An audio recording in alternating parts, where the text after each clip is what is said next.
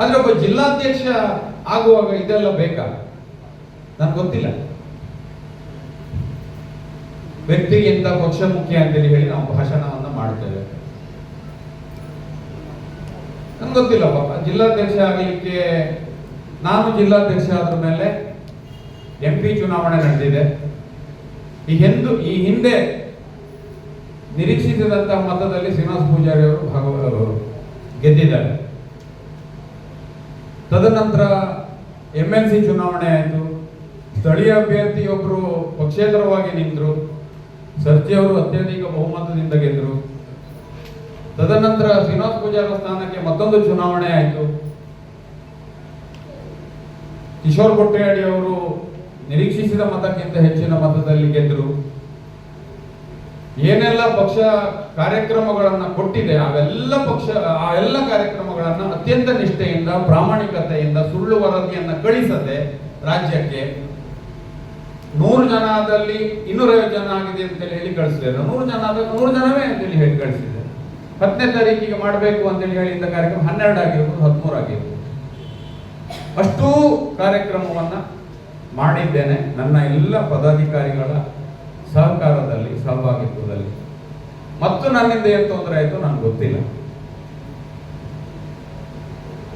ನಾನು ಆಗ್ಲೇ ಹೇಳಿದೆ, ನಾನು ಕಾರ್ಯಕರ್ತರ ಮಧ್ಯೆ ಇದ್ದು ಬೆಳೆದು ಬಂದದ್ದು ಬಿಟ್ಟರೆ ನನಗೆ ಇವತ್ತಿಗೂ ನಾನು ಯಾರೋ ನಾಯಕರೊಟ್ಟಿಗೆ ಇದ್ದು ಫೋಟೋವನ್ನು ಹಾಕೊಂಡದ್ದು ಮತ್ತೊಂದು ಇನ್ನೊಂದು ಎಲ್ಲ ಇಲ್ಲ. 11ನೇ ತಾರೀಕಿಗೆ ಶಿಕಾರಿಪುರಕ್ಕೆ ಹೋಗಿದ್ದೆ ನಾನು. ಅಲ್ಲಿ ರಾಜ್ಯಾಧ್ಯಕ್ಷರು ಸಿಕ್ಕಿದ್ರು ನನಗೆ, ಚಂದ ಮಾಡಿ ಮಾತಾಡಿದ್ರು. ಕಡೆ ಗೊತ್ತಾಯ್ತು ಬಹುಶಃ ಚಂದ ಮಾಡಿ ಮಾತಾಡಿದ್ದಕ್ಕೆ ಏನು ಅಂತ ಹೇಳಿ. ರಾತ್ರಿ 7:15ಗೆ ನನಗೆ ಫೋನ್ ಬರ್ತದೆ. ರಾಜ್ಯ ಪ್ರಧಾನ ಕಾರ್ಯದರ್ಶಿ ಒಬ್ರು, ನಿಮ್ಮನ್ನ ಜಿಲ್ಲಾಧ್ಯಕ್ಷ ಸ್ಥಾನದಿಂದ ಬದಲು ಮಾಡ್ತಾ ಇದ್ದೇವೆ ಅಂತ ಹೇಳಿದ್ರು. ಹೌದಾ, ಆಯ್ತು, ಒಳ್ಳೇದು ಅಂತ ಹೇಳಿದೆ. ಅಲ್ಲ, ಶಾಸಕರನ್ನೆಲ್ಲ ಮಾಡೋದಿಲ್ಲ ಆಯ್ತಾ ಅಂತ ಹೇಳಿದ್ರು. ಅಲ್ಲ, ನೀವು ನನ್ನನ್ನು ಕೈ ಬಿಟ್ರ ಮೇಲೆ ಶಾಸಕರನ್ನು ಮಾಡಿದ್ರು, ಮಂತ್ರಿಗಳನ್ನು ಮಾಡಿದ್ರು, ನನ್ ಬಿಟ್ಟಾಯ್ತಲ್ಲ, ಮತ್ತೆ ನನ್ಗದ್ರ ಅವಶ್ಯಕತೆ ಇಲ್ಲ ಅಂತ ಹೇಳಿದೆ ನಾನು. ಎಷ್ಟೊತ್ತಿಗೆ ಯಾವಾಗ ಮಾಡ್ತೀರಿ ಕೇಳಿದೆ. ರಾತ್ರಿ ಆಗ್ಬೋದು ಅಂತೇಳಿ ಹೇಳಿದ್ರು. ಫೋನ್ ಇಡ್ತೇನೆ, ರಾಜೇಶ್ ಕಾವೇರಿ ಆ ದಿವಸ ನಮ್ಮ ಜೊತೆಯಲ್ಲಿದ್ರು. ಅಧ್ಯಕ್ಷರು ಬದಲಾಯ್ತಮ್ಮ, ಹೌದಾ ಮರ್ರೆ, ಇಲ್ಲೆಲ್ಲ ಬರ್ತಾಯಿತ್ತಲ್ಲ ವಾಟ್ಸ್ಆ್ಯಪ್ ನಲ್ಲಿ. ಈ ತರ ಡೋಂಗಿ ಯಾಕೆ ಮಾಡ್ಬೇಕು ಅಂತ ಹೇಳಿ ನಮ್ಗೆ ಗೊತ್ತಿಲ್ಲ. 7:30ಕ್ಕೆ ಫೋನ್ ಮಾಡಿ ನಿಮ್ಮನ್ನು ಬದಲು ಮಾಡ್ತೇನೆ ಅಂತೇಳಿ ಹೇಳಿ 7:25ಕ್ಕೆ ಪೋಸ್ಟ್ ಕಳಿಸ್ತಾರೆ. ಒಂದು ಆರ್ಡರ್ ಬರ್ತದೆ, ತಕ್ಷಣದಿಂದಲೇ ಮುತ್ಯಾಲ ನವೀನ್ ಶೆಟ್ಟರು ಅಧ್ಯಕ್ಷರಾಗಿದ್ದಾರೆ ಅಂತ ಹೇಳಿ.